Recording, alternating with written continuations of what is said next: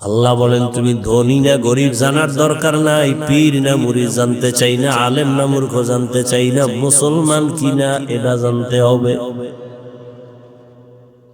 কারণ প্রত্যেকটা মানুষের আল্লাহর কাছে প্রিয় আসল পরিচয় হলো মুসলমান। কি ওয়ামান আহসানু কাওলাম মিম্মান দাআ ইলাল্লাহ ওয়া আমিলা সালিহান ওয়া قال إنني من المسلمين।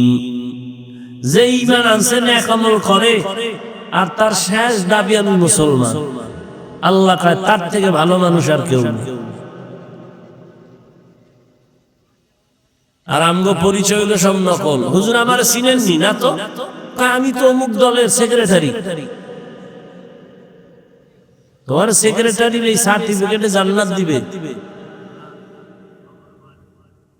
আমি অমুক জায়গার সভাপতি, কোনো লাভ হবে না। কে সভাপতি, কে প্রজা, কে রাজা, কে ইমাম, কে মুক্তাদি, কে ডাক্তার, কে রোগী, সাদা কাফনে যেদিন ঢুকবে ওদিন সবার বাহাদুরি শেষ হয়ে যাবে। সভাপতির লাশ আর সদস্যর লাশ কি আলাদা হবে না? কাফনের উপরে লেখা থাকবে সভাপতি, লেখা থাকবে। তো কে সভাপতি, কে সদস্য, কে গরিব, কে ধনী, এদিকে আমরা এখন এত পারাপারি করি না। মুসলমান না হইয়া মরিও না। এখন প্রশ্ন হলো এখানে আমরা যারা সবাই তো মুসলমান। না না, তুমি দাবি করো মুসলমান, আসলে এখনো খাঁটি মুসলমান হতে পারো নাই। মুসলমান কারে বলে? ইসলাম শব্দ থেকে মুসলিম, সেখান থেকে বহু বচন মুসলমান। ইসলাম শব্দের অর্থ হলো আনুগত্য করা। কি অর্থ? আনুগত্য করা। যে আনুগত্য করে তার নাম মুসলিম। যে ব্যক্তি আল্লাহর কাছে নিজের সব কিছু ছাইরা আল্লাহর কথা মানার উপরে আনুগত্য হয়ে যায়, ও আল্লাহ আমার আলাদা কোনো মত নাই, পথ নাই, তোমার দেওয়া পথ আর মতই আমার পথ, আমার কোনো ব্যক্তিগত আদর্শ নাই, মদিনাওয়ালা নবীর আদর্শটাই আমার আদর্শ। আমি আমার নিজের মন মতো খানা খাবো না, নবীর তরিকায় খাবো। জুতা পরা আমার নিজের কোনো তরিকা নাই, নবীর তরিকাই আমার তরিকা। আমি বাথরুমে যাই, আমার কোনো সিস্টেম নাই, নবীর সিস্টেমটাই আমার সিস্টেম। আমি বাথরুমে যাব বাম পা দিয়া, টুপি পইরা যাব বা মাথা ঢেকে যাব, খালি পায়ে যাব না। নবীর তরিকাই মানি, দুনিয়ায় কল্যাণ, পরকালেও জান্নাত। মুসলমান মানে আনুগত্যকারী। এখন আনুগত্যকারী তো হতে পারি নাই।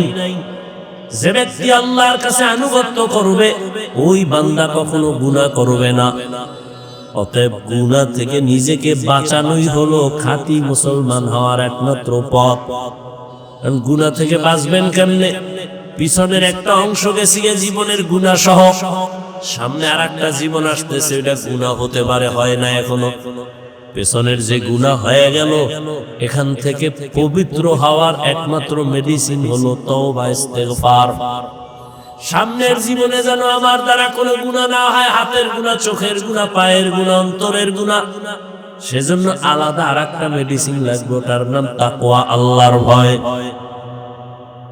আর এই দোনোটা যদি বান্দা নিজের মধ্যে নিতে হয়, এই দুনিয়ায় বর্তমানে আল্লাহর খাস উলামায়ে কেরাম যারা আল্লাহওয়ালা, যারা তাদের নেক নজর ছাড়া সম্ভব হবে না। আল্লাহওয়ালাদের নেক নজর লাগবেই, উলামায়ে কেরামের সোহবত লাগবেই, না হয় তার দুনিয়াও বরবাদ, আখিরাতও বরবাদ। আল্লাহর প্রিয় বান্দাদের নেক নজরের মধ্যে আলাদা পাওয়ার আছে। কোরআনের ভাষায় ওই পাওয়ারের নাম ফুরকান, হাদিসের ভাষায় ওই পাওয়ারের নাম হলো ফেরাসাত। সাধারণ মানুষ যা দেখে না, আল্লাহর প্রিয় বান্দারা অনেক কিছু দেখেন, আল্লাহর দেওয়া নূরের আলো দিয়ে দেখেন। ওই পাওয়ারের নাম ফুরকান, কোরআনের ভাষায়, হাদিসের ভাষায় ফেরাসাত। ওমরে ফারুক খুতবা পড়তেছেন, হঠাৎ একটা অপ্রাসঙ্গিক আওয়াজ দিলেন, খুতবার সাথে সংযোগ না, আলাদা একটা আওয়াজ দিলেন। কি? এক ব্যক্তির ডাক দিলেন, ইয়া সারিয়াতাল জাবাল। একবার না, তিনবার, ইয়া সারিয়াতাল জাবাল, খুব জোরে, ইয়া সারিয়াতাল জাবাল, এই সারিয়া, পাহাড় পাহাড় পাহাড়। ওমর যেখানে আওয়াজ দিছেন, সারিয়া কোথায়? কয় ওমর যেখানে আছেন ওখান থেকে 2000 কিলোমিটার দূর ইরানের ভেতরে সারিয়া যুদ্ধ করে। 2000 কিলোমিটার দূরে খুতবার মধ্যে ওমর কয় সারিয়া পাহাড়। সারিয়ারে জিজ্ঞাসা করা হলো, ওমরের আওয়াজ শুনছিলা? কাছে বৈশা যেভাবে শোনা যায় ওইভাবেই শুনছি।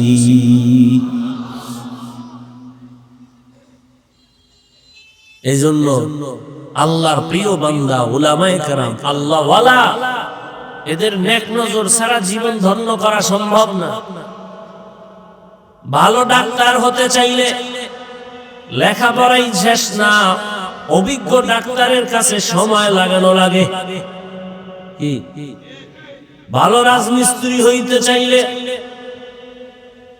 হট কইরা হওয়া যায় না, একজন রাজমিস্ত্রির কাছে গিয়ে যোগালি হইয়া কাজ করা লাগে, সময় দেওয়া লাগে। কি? একজন ভালো ইঞ্জিনিয়ার যদি কেউ হতে চায়, সারা দুনিয়ার বিশ্ববিদ্যালয় থেকেও যদি পড়ে হবে না, একজন অভিজ্ঞ ইঞ্জিনিয়ার বড়, তার স্মরণে তার সময় দিয়ে তার কাছে থাইকা বড় হতে হয়। দুনিয়ার লাইনে বড় হতে হলে বড়দের কাছে যেতে হয়, আখিরাতের লাইনে নিজে নিজে পণ্ডিত বড় হবেন এত সোজা?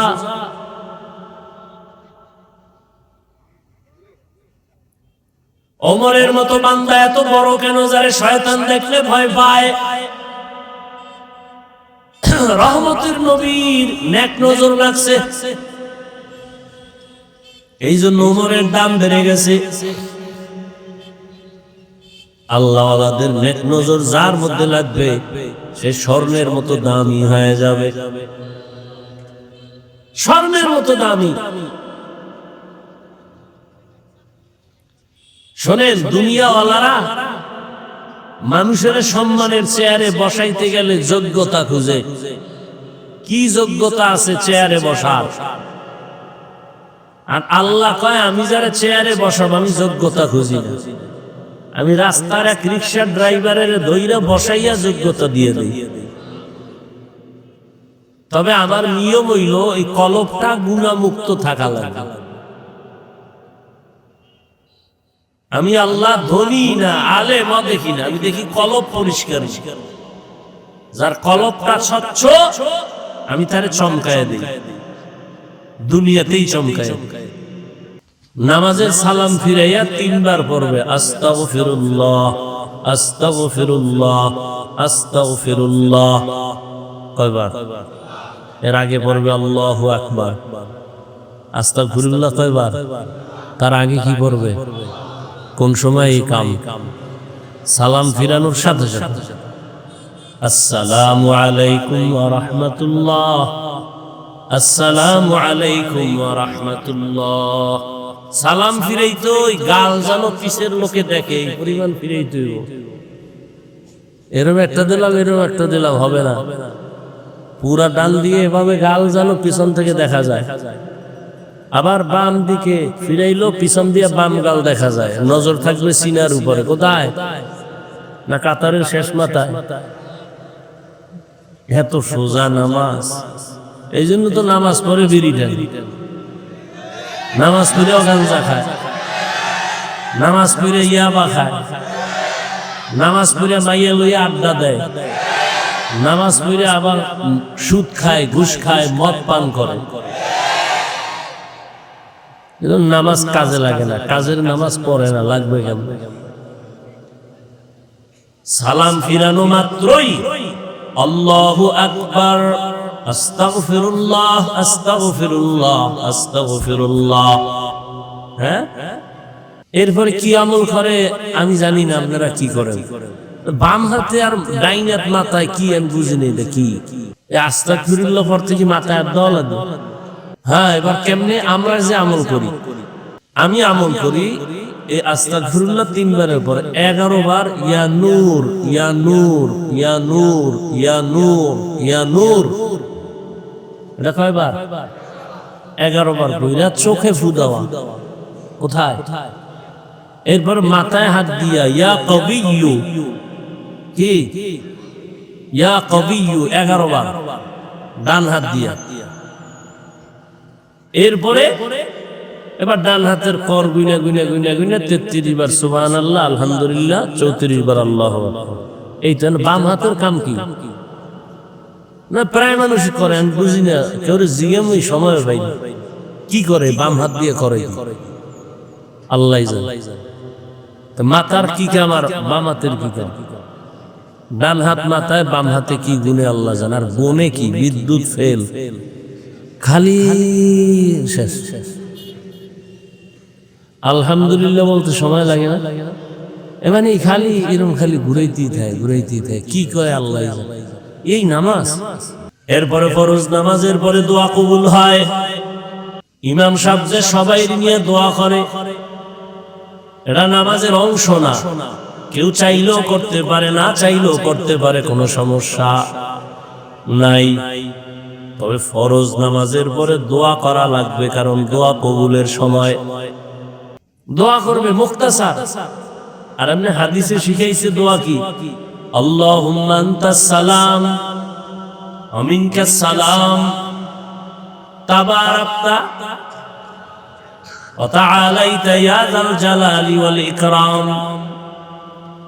এরপরে আবার এটা যদি না পারেন, এটা পড়েন, সবাই পারেন, রব্বানা আতিনা ফিদ দুনিয়া হাসানাহ ওয়া ফিল আখিরাতি হাসানাহ ওয়া কিনা আযাবান নার। এই দোয়াটা মানে আপনি গুইনা গুইনা হাজার কোটি যা চাইবেন, এই দোয়ায় সব ঢুকানো আছে। ও আল্লাহ, দুনিয়াতে যত কল্যাণ আমার জন্য দরকার সব দাও, আখিরাতে আমার কল্যাণে যা প্রয়োজন সব দাও। এই সব ঢুকানো একটা আয়াত, রব্বানা আতিনা ফিদ দুনিয়া, দুনিয়ার সমস্ত হাসানা আমাকে দাও, ওয়া ফিল আখিরাতি, আখিরাতের হাসানাও দাও, ওয়া কিনা আযাবান নার, জাহান্নামের আযাব থেকে কি দাও, মুক্তি দাও। তাহলে হাত কিয়ামতের দিন আল্লাহর কাছে বলবে, আল্লাহ হাত দিয়ে আঙ্গুল টেনে টেনে কোরআন পড়বে, পড়ে নাই। এই হাত দিয়া তোমার কাছে চাইবে, চায় নাই। এই হাত দিয়া মা বাবার খেদমত করবে, করে নাই। বরং আঙ্গুল দিয়া ফেসবুকে আলেমের বিরুদ্ধে, কোরআনের বিরুদ্ধে, দ্বীনের বিরুদ্ধে, ইসলামের বিরুদ্ধে লেখালেখি করত। এরকম বেয়াদব নাই? চোখ আল্লাহর কাছে বলবে, আয় আল্লাহ, তুমি যা দেখতে বলেছো দেখো নাই। এই চোখ দিয়া মা বাবা দেখবে সওয়াব, এই চক্ষু দিয়া আলেম দেখবে সওয়াব, এই চক্ষু দ্বারা বান্দা কোরআন শরীফ তাকায় তাকায় দেখবে সওয়াব, এই চোখ দিয়া বাইতুল্লাহ তাকায় তাকায় দেখবে সওয়াব। মা বাবারও মোহব্বতে দেখে নাই, আলেমরেও দেখে নাই, কোরআন দেখে নাই, কাবা দেখে নাই, বরং দরওয়াজা জানালা বন্ধ করে সারাটা রাত মোবাইলটা সামনে নিয়ে কবিরা গুনাহ, কবিরা গুনাহ, কবিরা গুনাহ করে করে দেখে দেখে রাত কাটাইছে। আল্লাহ যদি মোবাইলের কারণে 50,000 মানুষকে ধাড়া দিয়ে মারে, এরপরে জাতি মোবাইল ছাড়বে না। মরছে তো কয়েকটা, মোবাইল ব্রাস্ট হয়ে গেছে, মরে গেছে, এরপরও কি মোবাইল ছাড়ছে? এই জাতির কপাল বড় খারাপ হয়ে গেছে। মা ছাড়বে, বাবা ছাড়বে, দুনিয়া ছাড়বে, মোবাইল ছাড়বে না। এই যে আমি বলতেছি, প্রয়োজনে বলবে বক্তা বাদ দাও, আমাকে মোবাইলের আকাম বাদ দেওয়া যাবে না। কি বাহাদুরের মতো আপনারা বসে আছেন মোবাইল ওয়ালারা, না? অথচ একবারও কি এই যুবক চিন্তা করছো তোর চেহারার মধ্যে কোনো নূর নাই?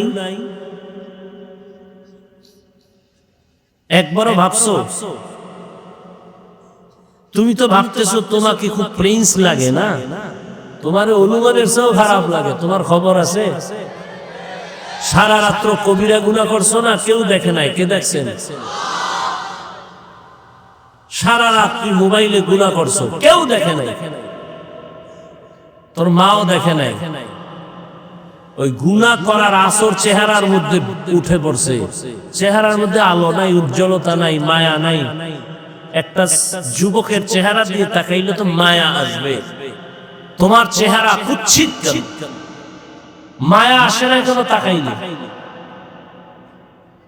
তোমার চেহারার নূর কোথায়? শুধু কি তাই, এই মোবাইলের কারণে তোমার কিডনি ড্যামেজ হয়ে গেছে। তোমার খবর আছে? এই মোবাইল দেখার কারণে তোমার চোখের পাওয়ার কমতেছে। তোমার খবর আছে? আমি যা বলতেছি কি হাসির কথা বলতেছি, তো বেলাজার মতো হাসো কেন? আমি তো হাসির কথা বলি নাই। আমি যা বলছি যদি একটু গভীরভাবে চিন্তা করো, গলা ফাটায় কান্না করা উচিত যে আমার কপালে তো খারাপ কেন, আমি এত খারাপ কেন হইলাম। এই মোবাইল দেখার কারণে তোমার হার্ট দুর্বল হয়ে গেছে, ব্রেন দুর্বল, কানের পাওয়ার দুর্বল, ঈমান আমল তো নাই, ওই চরিত্র শেষ। তুমি বুকে হাত দিয়ে বলতে পারবা না যে তোমার চরিত্র ভালো। লেখাপড়া তাও শেষ। এই একটা মোবাইলের কারণে মায়ের সাথে কত বেয়াদবি করেছে এই সন্তান। জীবনে দুনিয়াতে এই অভিশপ্ত কপাল নিয়ে জন্ম নিবি কেন?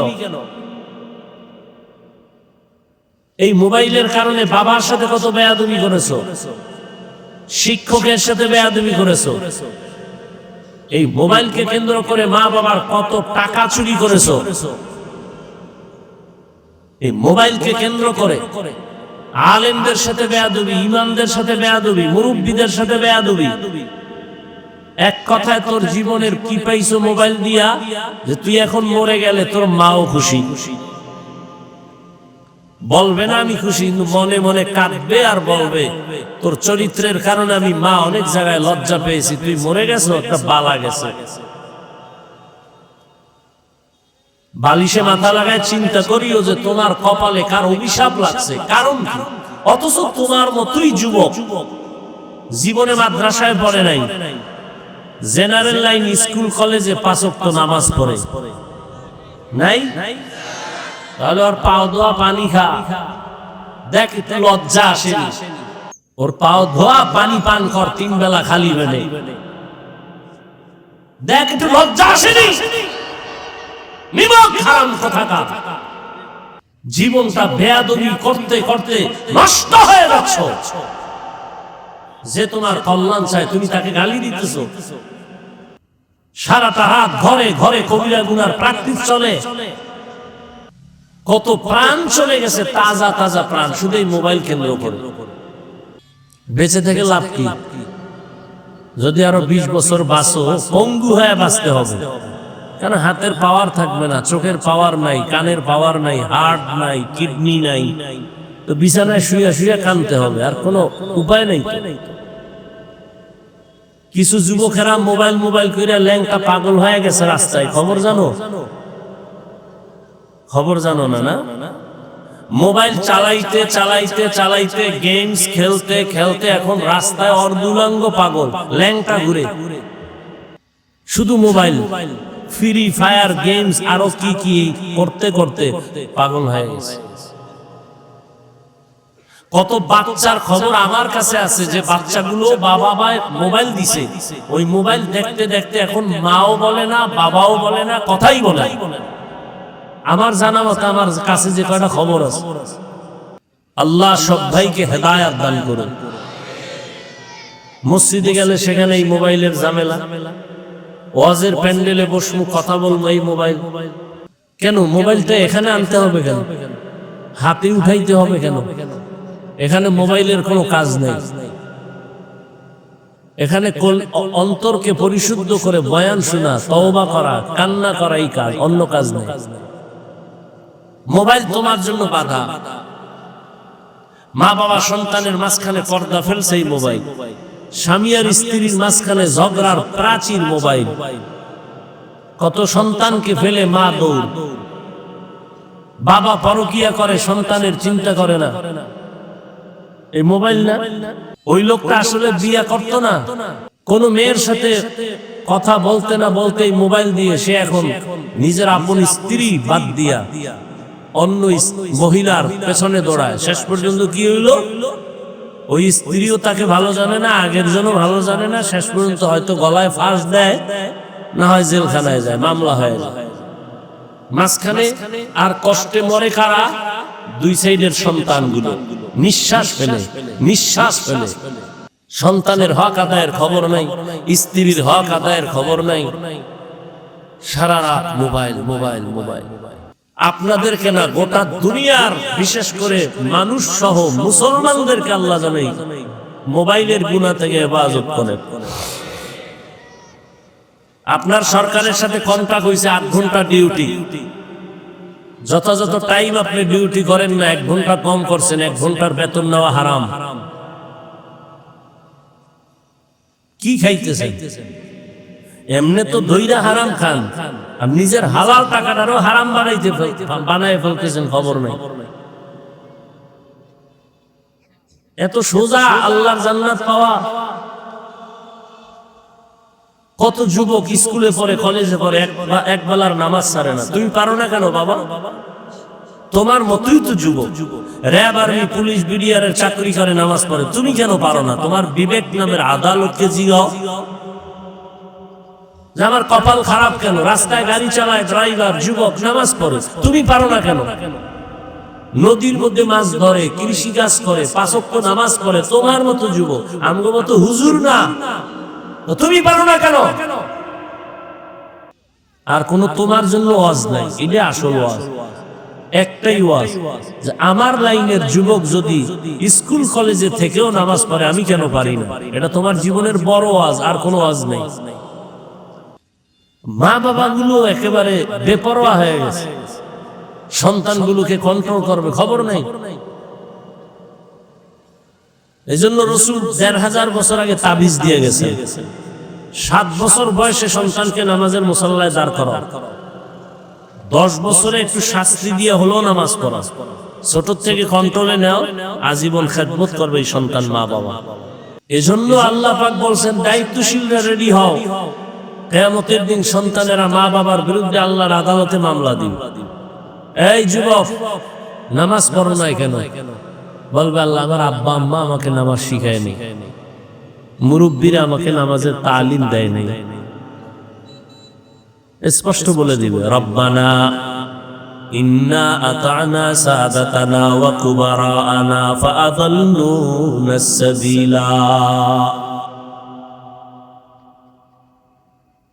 আমার রব, আমার মুরব্বী যারা অভিভাবক, আমাকে নামাজের দাওয়াত দেয় নাই, আমাকে রোজার দাওয়াত দেয় নাই। দোকানে যাইয়া আমার আম্মাকে আমার আব্বা টেলিফোন করেছেন, এই সন্তান কি এখনো ঘুমায়? নাস্তা করাইছো নি? কয় না। আমার আব্বা জান নাস্তা করছি কিনা খবর নিছে, কিন্তু ফজরের নামাজ পড়ছি কিনা বাবা আম্মাকে একবারও জিজ্ঞাসা করে নাই। অনেক মা রমজানে সন্তানের উঠাইতে চায় রোজা রাখার জন্য, বাবা বাধা দেয়, বলে এই বয়সে রোজা রাখলে শরীর নষ্ট হয়ে যাবে। ওই বাবারে পাইলে একটু জিজ্ঞাসা করতাম গলা দইরা, এই কপাল পরা বাবা, নিমক হারাম বাবা, তোমার সন্তান রোজা রাখলে তোমার সন্তানের চেহারাটা নষ্ট হয়ে যাবে। বলো মোবাইল চালাইয়া যে চেহারা নষ্ট করলো, এই চেহারা ভালো করবে তোমার কোন বাবায়? মোবাইল চালাইয়া নষ্ট করছে চেহারা, এতে দুঃখ নাই বাবা? রোজা রাখলে চেহারা নষ্ট হবে, এই দুঃখ বাবা। কিয়ামতের দিন হিসাবের কাঠগড়ায় দাঁড়ায় সব জবাব দিতে হবে।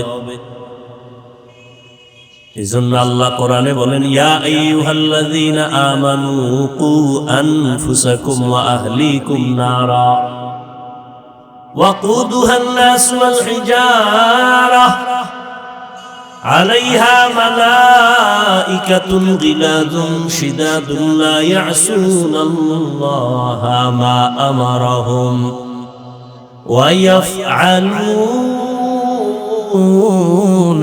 মা ইউমারুন।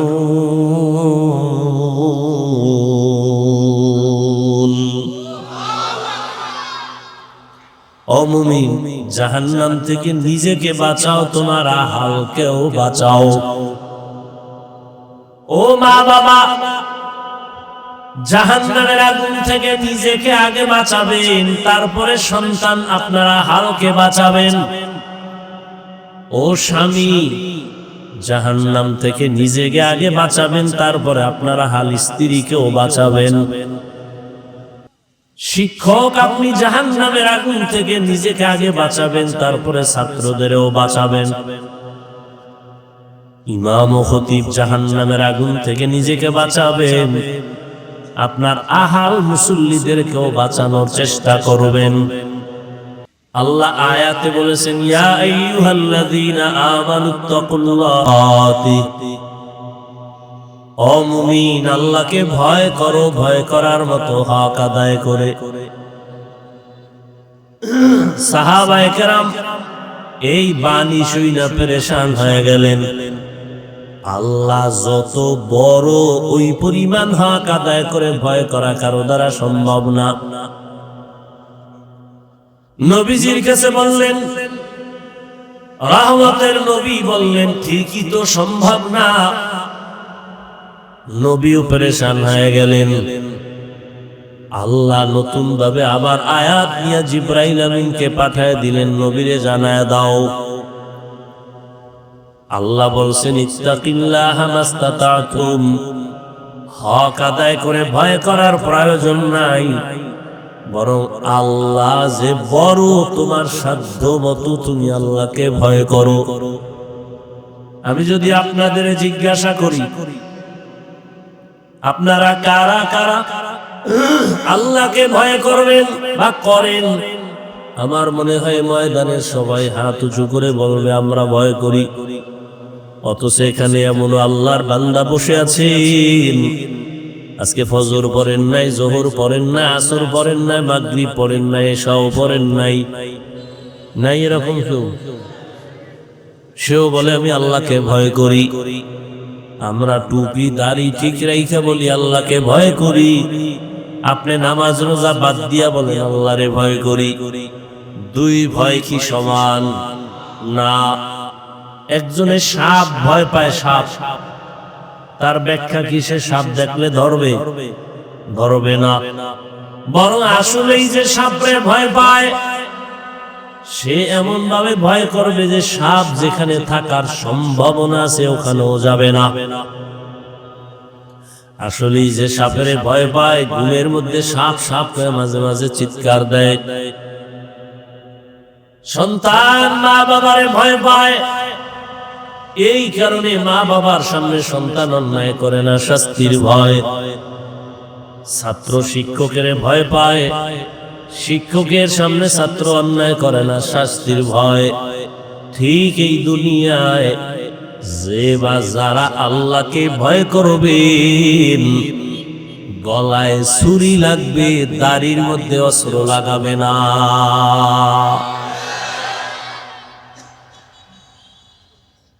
কখনো দাড়ির মধ্যে অস্ত্র লাগাবে না। অথচ দুঃখ লাগে রে বাবারা, অনেক কপাল পোড়া যুবক আছে, শিক্ষিত মানুষ আছে, যদি আপনি বলেন ভাই দাড়ি রাখেন না কেন, মুসলমান হিসেবে তার অন্তর যদি আল্লাহর ভয় থাকতো তো বলতো হ্যাঁ দাড়ি রাখা দরকার, পারি না, দোয়া করো, চেষ্টা করব। কিন্তু কি পরিমাণ বেয়াদব, প্রশ্ন করলে দেখবেন বলে দাড়ি না রাখলে অসুবিধা কি আছে না নাই? তুমি দাড়ি রাখো না, ভয় নিয়ে তুমি দোয়া চাইবা, আর যদি তুমি বলো অসুবিধা কি, তাহলে এর থেকে বেয়াদবি দুনিয়াতে আর কিছুই হতে পারে না। আল্লাহ হেদায়েত দান করুন। নামাজ না পড়লে অসুবিধা কি? তো তুমি যে অসুবিধা কি স্লোগান দাও? নবী যদি বলে তোর মতো বেয়াদব উম্মত আমার না হইলে অসুবিধা কি, তখন উপায় কি হয়? অথচ একজনের ঘটনা আমি দেখছি, দাড়ির উপরে এত গুরুত্ব। এক আল্লাহর প্রিয় বান্দা মদিনাতুল মুনাওয়ারায় আছেন, তাকে জিজ্ঞাসা করা হলো, নবী তো দাড়ির গুরুত্ব দিয়ে গেছেন, দাড়িবিহীন লোকটা যখন মদিনায় এসে নবীরে সালাম দেন, নবী জবাব দেন কিনা? আল্লাহর বান্দা বড় আলেম বড় বুজুর্গ বলেন, রহমতের নবী এই ব্যক্তির সালামের জবাব দেয় না। কারণ যারা দাড়ি কাটে বা ছাটে 24টা ঘন্টার সেকেন্ডে অল টাইম কবিরা গুনাহ লেখা হয়। ও ঘুমায় থাকলেও কবিরা গুনাহ লিখতে থাকে ফেরেশতারা। যতদিন পর্যন্ত তওবা না করবে ততদিন পর্যন্ত অনবরত ও গোসল করতে যাবে দাড়ি কাটার গুনাহ লেখা। কয়েকটা গুনাহ আছে, এটি তওবার সুইচ দিয়ে বন্ধ না করলে অনবরত গুনাহ লেখাই হয়। এর মধ্যে একটা হলো যারা দাড়ি কাটে ছাটে, আর একটা হলো এই যে পায়ের টাকলু গিরার নিচে লঙ্গি বা পায়জামা পরে, সব সময় যদি না পড়ে কিন্তু কবিরা গুনাহ লেখাই হবে, অনবরত লিখতেই থাকবে তওবা না করা পর্যন্ত। আল্লাহ হেদায়েত দান করুন। আল্লাহ বলেন আমাকে ভয় কর। তো ভয় করার মানে, ভয়ের নাম তাকওয়া। ভয়ের মানে হলো গুনাহ করবে না, আল্লাহর ভয়, আযাবের ভয়, নিজের গুনাহ থেকে বাঁচায় রাখবেন। আল্লাহ এদের জন্য সুসংবাদ দিয়েছেন, যারা আমার ভয়, আযাবের ভয়ে গুনাহ থেকে নিজেরে বাঁচাইবে, আমি আল্লাহ তাকে বিনা হিসাবে জান্নাত দিয়ে দিব। وَأَمَّا مَنْ خَافَ مَقَامَ رَبِّهِ وَنَهَى النَّفْسَ عَنِ الْهَوَى فَإِنَّ الْجَنَّةَ هِيَ الْمَأْوَى।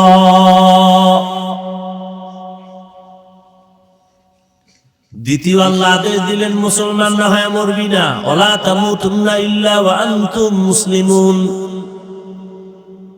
আল্লাহ কথা বলেন না বক্তা না হইয়া মরবি না, পীর না হইয়া মরিস না, ডাক্তার প্রফেসর ইঞ্জিনিয়ার ধনী না হয়ে মরবি না। আল্লাহ বলেন তুমি ধনী না গরিব জানার দরকার নাই, পীর না মুরিদ জানতে চাই না, আলেম না মূর্খ জানতে চাই না, মুসলমান কিনা এটা জানতে হবে। কারণ প্রত্যেকটা মানুষের আল্লাহর কাছে প্রিয় আসল পরিচয় হলো মুসলমান। কি? ওয়ামান আহসানু কওলাম মিম্মান দাআ ইলাল্লাহ وعمل صالحا وقال إنني من المسلمين। যে ঈমান আনছে নেক আমল করে আর তার শেষ দাবি আমি মুসলমান, আল্লাহ কয় তার থেকে ভালো মানুষ আর কেউ নেই। আর আমগো পরিচয় হলো সব নকল। হুজুর আমার চিনেননি না? তো আমি তো অমুক দলের সেক্রেটারি। তোমার সেক্রেটারির এই সার্টিফিকেটে জান্নাত দিবে? আমি অমুক জায়গার সভাপতি, কোনো লাভ হবে না। কে সভাপতি, কে প্রজা, কে রাজা, কে ইমাম, কে মুক্তাদি, কে ডাক্তার, কে রোগী, সাদা কাফনে যেদিন ঢুকবে ওদিন সবার বাহাদুরি শেষ হয়ে যাবে। সভাপতির লাশ আর সদস্যর লাশ কি আলাদা হবে না? কাফনের উপরে লেখা থাকবে সভাপতি, লেখা থাকবে। তো কে সভাপতি, কে সদস্য, কে গরিব, কে ধনী, এদিকে আমরা এখন এত পারাপারি করি না। মুসলমান না হইয়া মরিও না। এখন প্রশ্ন হলো এখানে আমরা যারা সবাই তো মুসলমান, না না তুমি দাবি করো মুসলমান, আসলে এখনো খাঁটি মুসলমান হতে পারো নাই। মুসলমান কারে বলে? ইসলাম শব্দ থেকে মুসলিম, সেখান থেকে বহু বচন মুসলমান। ইসলাম শব্দের অর্থ হলো আনুগত্য করা। কি অর্থ? আনুগত্য করা। যে আনুগত্য করে তার নাম মুসলিম। যে ব্যক্তি আল্লাহর কাছে নিজের সব কিছু চাইরা আল্লাহর কথা মানার উপরে আনুগত্য হয়ে যায়, ও আল্লাহ আমার আলাদা কোনো মত নাই, পথ নাই, তোমার দেওয়া পথ আর মতই আমার পথ, আমার কোনো ব্যক্তিগত আদর্শ নাই, মদিনাওয়ালা নবীর আদর্শটাই আমার আদর্শ। আমি আমার নিজের মন মতো খানা খাবো না, নবীর তরিকায় খাবো। জুতা পরা আমার নিজের কোনো তরিকা নাই, নবীর তরিকাই আমার তরিকা। আমি বাথরুমে যাই, আমার কোনো সিস্টেম নাই, নবীর সিস্টেমটাই আমার সিস্টেম। আমি বাথরুমে যাব বাম পা দিয়া, টুপি পইরা যাব বা মাথা ঢেকে যাব, খালি পায়ে যাব না। নবীর তরিকাই মানি, দুনিয়ায় কল্যাণ, পরকালেও জান্নাত। মুসলমান মানে আনুগত্যকারী। এখন আনুগত্যকারী তো হতে পারি নাই। যে ব্যক্তি আল্লাহর কাছে আনুগত্য করবে ওই বান্দা কখনো গুনাহ করবে না। অতএব গুনাহ থেকে নিজেকে বাঁচানোই হলো খাঁটি মুসলমান হওয়ার একমাত্র পথ। গুনাহ থেকে বাঁচবেন কেমনে? পিছনের একটা অংশ গেছে জীবনের গুনাহ সহ, সামনে আর একটা জীবন আসতেছে, এটা গুনাহ হতে পারে, হয় না এখনো। পেছনের যে গুনাহ হয়ে গেল, এখান থেকে পবিত্র হওয়ার একমাত্র মেডিসিন হলো তওবা, ইস্তেগফার। সামনের জীবনে যেন আমার দ্বারা কোনো গুনাহ না হয়, হাতের গুনাহ, চোখের গুনাহ, পায়ের গুনাহ, অন্তরের গুনাহ, সেজন্য আলাদা আরেকটা মেডিসিন লাগবে, তার নাম তাকওয়া, আল্লাহর ভয়। আর এই দোনোটা যদি বান্দা নিজের মধ্যে নিতে হয়, এই দুনিয়ায় বর্তমানে আল্লাহর খাস উলামায়ে কেরাম যারা আল্লাহওয়ালা, যারা তাদের নেক নজর ছাড়া সম্ভব হবে না। আল্লাহওয়ালাদের নেক নজর লাগবেই, উলামায়ে কেরামের সোহবত লাগবেই, না হয় তার দুনিয়াও বরবাদ, আখিরাতও বরবাদ। আল্লাহর প্রিয় বান্দাদের নেক নজরের মধ্যে আলাদা পাওয়ার আছে।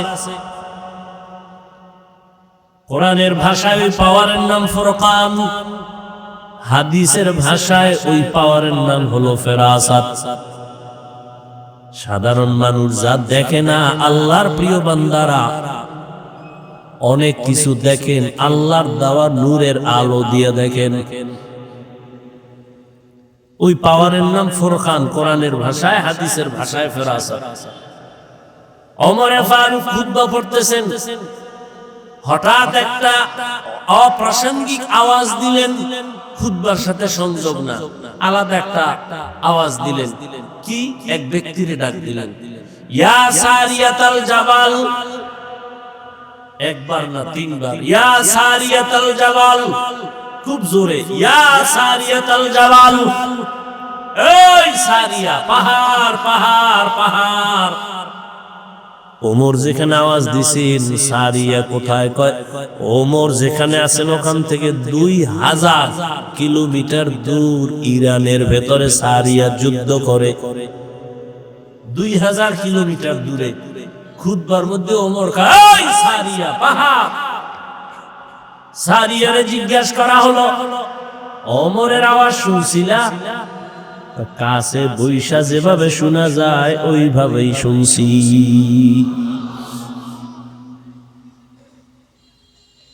এই জন্য আল্লাহর প্রিয় বান্দা, উলামায়ে কেরাম, আল্লাহওয়ালা, এদের নেক নজর ছাড়া জীবন ধন্য করা সম্ভব না।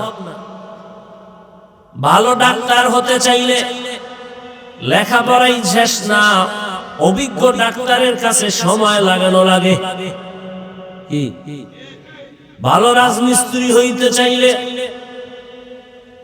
হট কইরা হওয়া যায় না, একজন রাজমিস্ত্রির কাছে গিয়ে যোগালি হইয়া কাজ করা লাগে, সময় দেওয়া লাগে। কি? একজন ভালো ইঞ্জিনিয়ার যদি কেউ হতে চায়, সারা দুনিয়ার বিশ্ববিদ্যালয় থেকেও যদি পড়ে হবে না, একজন অভিজ্ঞ ইঞ্জিনিয়ার বড়, তার স্মরণে তার সময় দিয়ে তার কাছে থাইকে বড় হতে হয়।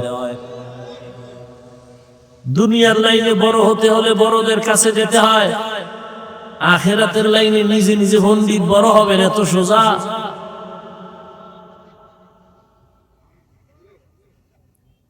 ওমরের মতো বান্দা এত বড় কেন, যারে শয়তান দেখলে ভয় পায়? রহমতের নবীর নেক নজর লাগছে, এই জন্য ওমরের দাম বেড়ে গেছে। আল্লাহওয়ালাদের নেক নজর যার মধ্যে লাগবে সে স্বর্ণের মতো দামি হয়ে যাবে, স্বর্ণের মতো দামি। শোনেন, দুনিয়াওয়ালারা মানুষের সম্মানের চেয়ারে বসাইতে গেলে যোগ্যতা খুঁজে। কি যোগ্যতা আছে চেয়ারে বসার? আর আল্লাহ কয়, আমি যারা চেয়ারে বসাবো আমি যোগ্যতা খুঁজি না, আমি রাস্তার এক রিক্সা ড্রাইভারের দইরা বসাইয়া যোগ্যতা দিয়ে দিই। তবে আমার নিয়ম হইল এই কলবটা গুণামুক্ত থাকা লাগে। আমি আল্লাহ ধনী না আলেম দেখি না, আমি দেখি কলব পরিষ্কার। যার কলবটা স্বচ্ছ আমি তারে চমকায় দিই, দুনিয়াতেই চমকায়। 10 জন সাহাবা আপনারা জানেন অবশ্যই জান্নাতের সার্টিফিকেট পাইছে না দুনিয়ায়? কথা বলেন না। এর মধ্যে কিন্তু বেলালের নাম নাই, বেলালের নাম নাই, কিন্তু বেলালের মর্যাদা অনেক। হয়তো আল্লাহ যাকে সম্মান দেন। মক্কার পাশে বৈশা রহমতের নবী কথা বলতেছিলেন। মক্কার বড় বড় লিডার, নবীর উদ্দেশ্য হলো যদি দিনের পথে আসে তো ইসলামের লাভ। নবী এক ধ্যানে তাদের সাথে কথা বলতেছেন, বুঝাইতেছেন। পেছনে একজন লাঠি লইয়া আসছে, এক সাহাবী অন্ধ। আইসা দেখেন নবী ব্যস্ত, আস্তে হালকা একটা সালাম দিয়া ও এক কোনায় যায় বয়ে রয়েছে। নবী ওদিকে সালাম শুনছে ঠিক, কিন্তু আর খেয়াল এই মাথাওয়ালা বড় বড় লিডার। আর ওই সাহাবী চুপচাপ বইয়ে রয়েছে, অন্ধ, গরিব, জীর্ণ শীর্ণ চেহারা, পোশাক। আল্লাহ কয়, জিবরাইল কোরআন শরীফের আয়াত লইয়া যাও তো নবীর কাছে। জিবরাইল আমিন নবীর সামনে আসলেন আর আয়াত শুনায় দিলেন, আবাসা ওয়া তাওয়াল্লা আন জাআহুল আ'মা। আয়াত দিয়ে নবী তো চমকায় গেছে। কি? আল্লাহ কয়, ওই আমা, ওই যে অন্ধ, এই মাথাওয়ালা লিডারের কোনো দাম আমার কাছে নাই, ওই অন্ধ সাহাবী গরিব আমার কাছে বড় দামি। নবী আপনি ওদিকে যান, এই বাদদানিটি আমার কোনো কামে লাগবে না, এটি আর আপনার সময় লস করতেছে, আপনি ওরে সময় দেন। আয়াত নাজিল হয়ে গেছে সাহাবীর শানে। যতদিন পর্যন্ত ওই সাহাবী জিন্দা ছিল, নবী ততদিন পর্যন্ত নিজের চাদর বিছাইয়ে দিতেন, বসো, তোমার নামে কোরআন থেকে আয়াত আসছে, আমার আল্লাহ পাঠাইছেন, তুমি দামি হয়ে গেছো। এবার বুঝেন, চেহারা সুন্দর, দামি, হ্যাঁ, বহু শিক্ষিত, কি লাভ হবে শিক্ষার ডিগ্রি নিয়ে যদি বহু শিক্ষিত আমাদের নজরে দেখি চোখের সামনে টাটকা নাস্তিক? অনেক শিক্ষিত আছে, আল্লাহ মানে না, নবী মানে না, কি হবে শিক্ষা দিয়া? মক্কার কাফেরেরা বলতো মুহাম্মদের কাছে যাব, কিন্তু মূর্খ লোক বয়ে রয়েছে, আশেপাশে যাইতে মন চায় না। আমাকে গ্রামে কয় না খাওয়ার বাহানা, ভাজা মাছের ঝোল, ও খাইবে না, এরপর ভাজা মাছের ঝোল দাও। ওই বেঈমানের গোষ্ঠী কালেমা পড়বে না, একটা অজুহাত দিল। মুহাম্মদের কাছে মনে চাই যাইতে, কিন্তু মূর্খ লোক পাশে বসাতেও কেমনে যায়। এই বাংলাদেশে ওই বেঈমানদের কিছু অন্তর পচা মানুষ এখনো আছে এই দুনিয়ায়। কি বলে জানেন? তাবলীগে মূর্খরা যায়, চরমনায় মূর্খরা যায়, আমরা সেখানে যাব না। বলে না, বলে না? কত বড় নিকৃষ্ট বেয়াদব! তোমার সর্বোচ্চ শিক্ষিত লোক নামাজ পড়ে না, সুদ খায়, ঘুষ খায়, নেশা করে, এর থেকে হাজার কোটি গুণ ভালো রিকশা ড্রাইভার নামাজি। আল্লাহ হেদায়েত দান করুন। ইয়া আইয়ুহাল্লাযীনা আমানুত্তাকুল্লাহা হাক্কা তুকাতিহি ওয়া লা তামুতুন্না ইল্লা ওয়া আনতুম মুসলিমুন। ও আমার কলিজার যুবক, ও পর্দানারা, আম্মা জানেরা, বোনেরা, আমি এতক্ষণ আপনাদেরকে যত কথা শুনাইলাম একবারও কিন্তু বলি না, এই যুবকেরা স্কুলে তালা দিয়া মাদ্রাসায় আয়, আমি পাস করলি করছি, তুইও পড়। একবারও বলি না বাবা আমি তাবলীগের লাইনের সন্তান, একবারও বলি না তাবলীগ না করলে জাহান্নামে যাইবা। আমি কওমি মাদ্রাসার সন্তান, একবারও বলি না কওমিতে না গেলে জাহান্নাম। না, আমি পীরের মুরিদ, আমি একবারও বলি না তুমি পীরের কাছে যাও। আমি কি বলতে চাই বুঝো বাবা, স্কুলে পড়ো আলহামদুলিল্লাহ, কলেজে পড়ো আলহামদুলিল্লাহ, চাকরি করো, ব্যবসা করো আলহামদুলিল্লাহ, তুমি একজন ডাক্তার হও, প্রফেসর হও, ইঞ্জিনিয়ার হও, একজন ব্যবসায়ী হও, চাকরিজীবী হও, তবে দাবি আমার ছোট একটা বেয়াদব হইও না। তোমার ব্যবহারে কোনোদিন মা বাবা যেন কষ্ট না পায়, আলেম কষ্ট না পায়, শিক্ষকেরা কষ্ট না পায়। মা বাবার দোয়া নিয়া, শিক্ষকের দোয়া নিয়া, ওলামায়ে কেরামের পরামর্শ নিয়া তুমি নামাজ পড়ো, চোখের হেফাজত করো, কলেজে পড়লো জান্নাত রেডি, ডাক্তার হইলো জান্নাত, ইঞ্জিনিয়ার হও জান্নাত পাইবা। যদি সবার দোয়া নিয়ে চলো, নবীর আদর্শ মতো চলো। ঢাকা কলেজে যাও, জাহাঙ্গীরনগরে যাও, বহু ছাত্র পাগড়ি মাথায়, দাড়ি লম্বা, পাঁচ ওয়াক্ত নামাজ পড়ে, পিছন থেকে তাকাইলে মনে হয় মসজিদের খতিব, অথচ মাদ্রাসার ছাত্র না, কলেজে পড়ে ঢাকায়। কিও তোমার এমন রং কেন? আলেমের নেক নজর লাগছে, আল্লাহর প্রিয় বান্দাদের নেক নজর লাগছে, তো আমার রং পাল্টায় গেছে। একটা যুবক ছেলে কলেজে পড়ুয়া, আমার মতো একটা জামা টুপি লইয়া মাদ্রাসায় আসছে, হুজুর দোয়া চাই, করো কি? কোন মাদ্রাসায় পড়নি? কয় না, কুমিল্লা কলেজে পড়ি। এই অবস্থা কেন?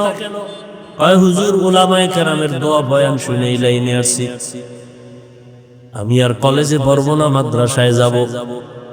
আমি বললাম পরামর্শ কার? কয় আপনার। আঙ্কে আমার সাথে তো মাত্র দেখা, তুই কি পরামর্শ নিলি? নিতে আসছো? হ্যাঁ। আমি যা বলবো মানবি নি? মানবো।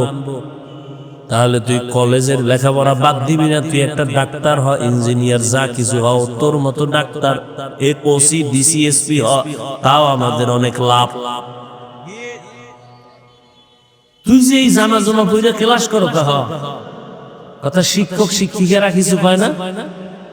শিক্ষকেরাও খুব মহব্বত করে, শিক্ষিকারাও আমার দোয়া করে।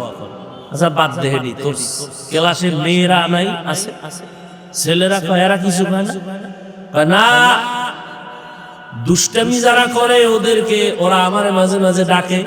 মেয়েরা কয় ও একটু আল্লাহর লাইনে আছে, ওরে ডিস্টার্ব করিস না, ওরে ছাইরা দে। মেয়েরা সাক্ষী দিয়ে আমার সরাই দেয়, আমি গুনাহ থেকে মোটামুটি পাইসা যেতে পারি। কিন্তু এরপর আমার মন ভালো না, আমি চাই পুরা বুজুর্গ হয়ে যাবো, গুনাহ টুনার রাস্তায় থাকি না। আমি কি মোটামুটি লাইনে আসবি, আরো পরে ওই লেখাপড়া কর। জেনারেল লাইনে আমার ডাক্তার দরকার, ইঞ্জিনিয়ার দরকার, এদেশে ইসলামী মনার ডিসি দরকার, সাংবাদিক দরকার। এই ডাকাত আর বেয়াদব তাসলিমের মতো ডাক্তার চাই না, বেয়াদব আহমদ শরীফের মতো নাস্তিক মার্কা প্রফেসর চাই না। ইসলামী মনার ডিসি হ, ইসলাম দেশে কায়েম হয়ে যাবে। ইসলামী মন নিয়া এসপি হও, এমপি হও, তাহলে দেশে আর চুরিও থাকবে না, দুর্নীতিও থাকবে না। ও যুবক বাবারা, অনুরোধ, 5 বেলার নামাজ পড়ো, মোবাইলের গুনাহ থেকে নিজের বাঁচাও। না হয় চরিত্র না থাকলে জীবনে কোনোদিন তুমি কোথাও সম্মানের চেয়ারে দাঁড়াতে পারবা না, সবাই ধিক্কার দিয়া তাড়ায় দিবে। আবার এই যে মোবাইল দেখতে দেখতে কিন্তু তুমি রোগী হয়ে যাইতেছো, খবর নাই। টের পাইবা মেয়াদ যখন শেষ হয়ে যাবে, চোখের পার্সের মেয়াদ থাকবে না, কানের মেয়াদ থাকবে না, জবানের মেয়াদ থাকবে না, হাতের মেয়াদ থাকবে না। মেয়াদ আছে তোর হায়াতের শেষ পর্যন্ত, তুই আগে এটা রেখে গেলাইছো, মেয়াদ শেষ, এখন অকেজ হয়ে যাবি। রোগ কিন্তু বাড়তেছে দিন।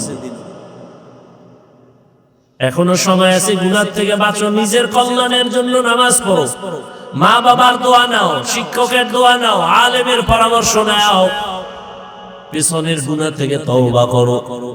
পর্দার আড়ালের মা বোনেরা, আপনাদের মতো কত মা কত বোন এই এলাকায় এখনো আছে, পর্দা করে, নামাজ পড়ে, স্বামীর মালের খেয়ানত করে না, মোবাইলে চরিত্র বিক্রি করে না। এরে আম্মা জানেরা, আপনারা এখনো পারেন না, এখনো সময় আছে, তওবা করেন। আদর্শ সন্তানের মা হইয়া কবরে যান, সন্তানটাকে আদর্শ ডাক্তার বানায় যাইয়েন, আদর্শ ইঞ্জিনিয়ার প্রফেসর বানান, আদর্শ ব্যবসায়ী, আদর্শ চাকরিজীবী হন। যারা আদর্শ ব্যবসায়ী হবে, এরা দোকানে লাগবে না, বিক্রি করা মাল ফেরত নেওয়া হয় না।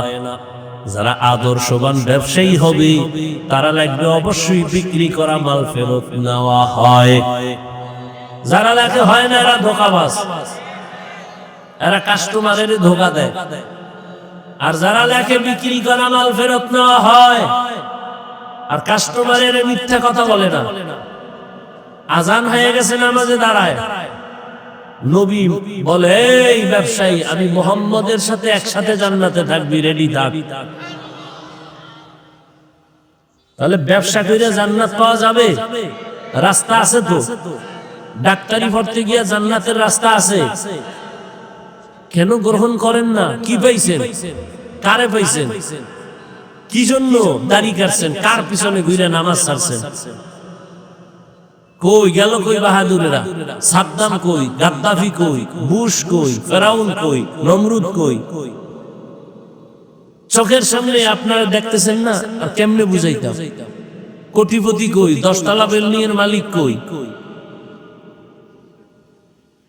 ওইটাও দেখবেন, আমার নিজের চিন্তাও করবেন যে আপনি যে জুলুম টুলুম যদি করেন, চুরি টুরি করেন, আপনিও দেখবেন হঠাৎ বিল্ডিং থাকবে, আপনি নেই। হ্যাঁ, আপনিও রেডি থাকেন গাট্টিটা গোল কইরা, যে আকাম করতেছেন ফিডা কোনো মাফ নাই। কারণ এখনো ওলামায়ে কেরাম সজাগ। ওলামায়ে কেরাম ক্ষমতার জন্য আন্দোলন করে না, জালেমের বিরুদ্ধে আন্দোলন করে।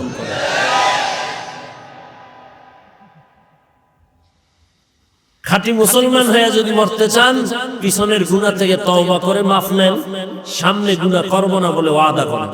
নামাজ ছাড়বো না, দাড়ি কাটবো না, বেপরদায় চলবো না, মা বাবার সাথে বেয়াদবি করব না, আলেমদের সাথে বেয়াদবি করব না, শিক্ষকের সাথে করব না, নবীজির আদর্শ নিয়ে চলবো। এই তওবা করে প্রতিজ্ঞা হন, এক জীবন যাকার থাক, নামাজ আর ছাড়বো, বেপরদায় চলবো, দাড়ি আর কাটবো। কারা কারা রাজি? আল্লাহ সবাইকে কবুল করেন। বয়ান চলবে, কেউ উঠা বসা করবেন না। সুবহানাল্লাহি ওয়া বিহামদিহি, সুবহানাকাল্লাহুম্মা বিহামদিকা, আশহাদু আল্লা ইলাহা ইল্লা আনতা আস্তাগফিরুকা ওয়া আতুবু ইলাইক। বয়ান শুনে শেষ দোয়া করে যাবেন, আমার অনেক দূরে যেতে হবে, দোয়া চাই। আলহামদুলিল্লাহি রাব্বিল আলামিন, ওয়াসসালাতু ওয়াসসালামু আলা সাইয়্যিদিল আমবিয়াই ওয়াল মুরসালিন ওয়া আলা আলিহি আজমাইন। ইয়া আরহামার রাহিমিন, ইয়া আরহামার রাহিমিন, ইয়া আরহামার রাহিমিন।